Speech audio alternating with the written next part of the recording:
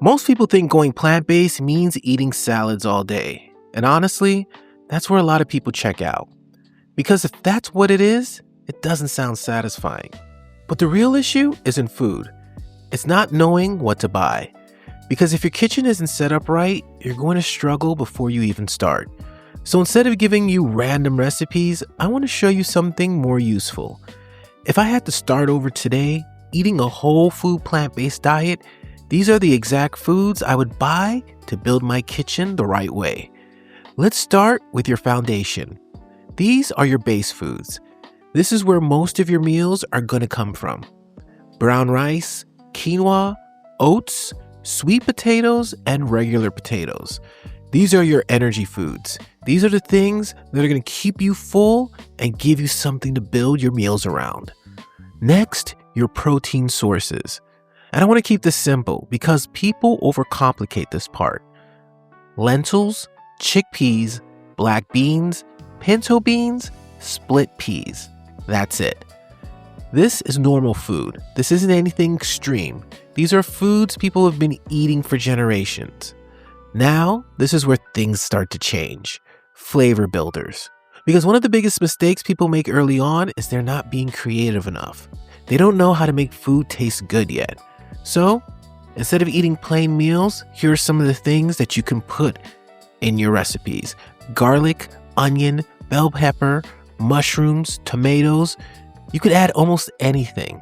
And now your food actually has life to it. You can also bring in simple seasonings, things like salt-free blends. And for me, personally, I enjoy the Tabitha Brown seasoning. I used to be able to find it in Publix, but now I only can find it online. So if you just type Tabitha Brown seasoning, you'll find it. They have different varieties like mango and pineapple, a whole bunch of other stuff. Really good. I put it in all my food. And then nutritional yeast also is a really big one that I put in a lot of my meals. It gives you a lot of vitamin content, nutritional content, but it also sort of makes your food taste like it has cheese in it. So next we want to talk about healthy fats because foods need to be satisfying, right? So avocados, nuts, almonds, walnuts, seeds like chia and flax. You don't need a lot, but you need to make your meals feel complete. Now let's talk about your greens. I'm going to keep this real. You don't need to go overboard here. Spinach, kale, mixed greens. That's more than enough to start. But one thing I personally like to add are sprouts. Sprouts are my go-to. I use a whole packet of sprouts. I'll put it in my hand and then I put it in the food. That's what I do. If you ever had sprouts, they add texture. They feel fresh. The other thing I like about it is it gives you extra volume in your meals. So it goes in and stretches it a little bit longer. That's a hack. I'm going to say that's a hack after everything. That's a hack. Fruits are also an easy win for you guys. Bananas, apples, oranges, berries. And one quick note here. If you're someone who cares about things like pesticides, GMOs, not putting harmful chemicals in your body, killing yourself slowly, you can look into things like the Dirty Dozen and Clean 15, although I hear there's some sketchy things about the organization according to the comment section. So maybe there is, so do your research and decide if it's a trustworthy organization. But we did a podcast on it. I've heard people talking about it for a while, and I feel like the what they're presenting is on point. So check it out. Use your discretion, right? We all have discretion. Why don't we use it, right?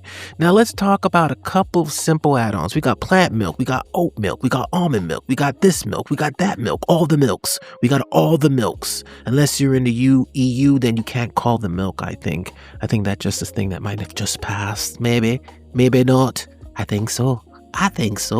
Whole grain bread. And also, you don't want to just eat any bread. There's certain breads out there that aren't vegan friendly. Ezekiel is one that I started off with. You usually got to put it in a toaster oven. It tastes kind of like healthy. That's the way I describe it. But if you have to eat bread, go ahead and do that. Me personally, I don't normally eat bread throughout in my day. I usually just have it like when I'm having a sandwich at a restaurant or something like that. But to each his own. If you want to have bread. Let them eat bread, right? I also want to be clear about something. This list is designed for people who want to stay closer to whole foods, that whole food plant-based lifestyle, whole food plant-based. So I didn't want to include a lot of vegan processed meats, although I do eat them. They're not as processed as other meats. They're not. You think processed meats, you're thinking like, oh, I'm going to the deli counter and having some boar's head, boar's head. That's a crazy name. Having some boar's head, and that's not the same thing, okay? So I personally use them, and compared to traditional meats, like I said, things like Unreal, it's a really good brand. I did some research on them. Very minimally processed, high protein content, good for you, but you don't want to overdo that because they, over time, the sodium count can catch up to you. So there are certain downsides of doing that. Now, here's the part to make this really work. You don't need 50 ingredients. You just need the right combinations, like rice, beans, and vegetables. That's a full meal right there. Oats, fruits, seeds. That's breakfast. Potatoes, sauteed vegetables. That's dinner. Once you understand that concept, everything becomes easier. And here's something I wish I understood earlier. Get a good cookbook. Like, seriously, there are so many great plant-based cookbooks out there. You can even check out the Vegans Explore directory, wink, where we highlight some of these books. So we'll be adding more and more cookbooks into our directory. So make sure that you're checking it every single week. Pick one. Try a new recipe every day, every week. Buy ingredients that you need. And when you find something you like, add it to the rotation. Now that's how you become sustainable. Because this isn't about being perfect. It's about building a system that works for you. And over time, you'll find meals that you love. You'll tweak them, you'll make them, you'll smack them up, you'll flip it, you'll rub it down with some seasoning, and then you'll make them your own. Because if you're not a fan of cooking right now, guess what? That's gonna change. A change is coming in your life. So if you're just getting started, don't overthink it. Don't overwork your brain. Save it for something important. Your food, it's set.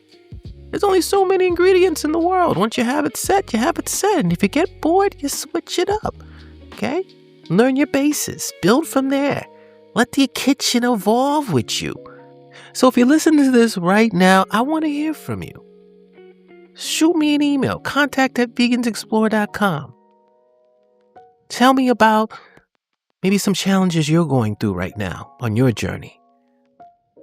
Or tell me a story about how you maybe had a hard time finding foods when you first started. I want to hear from you. Shoot me a message. I'm going to give you guys a little something special. So, if you're just starting, you're exploring it, you're in the right place. We're giving some pre-vegan tips, letting you guys know how to get your journey started, and also supporting everybody else. So thank you so much for being a part of this wonderful episode, and I hope you had a good time. And we're a daily podcast, and I will see you tomorrow. Bye, ladies and gentlemen.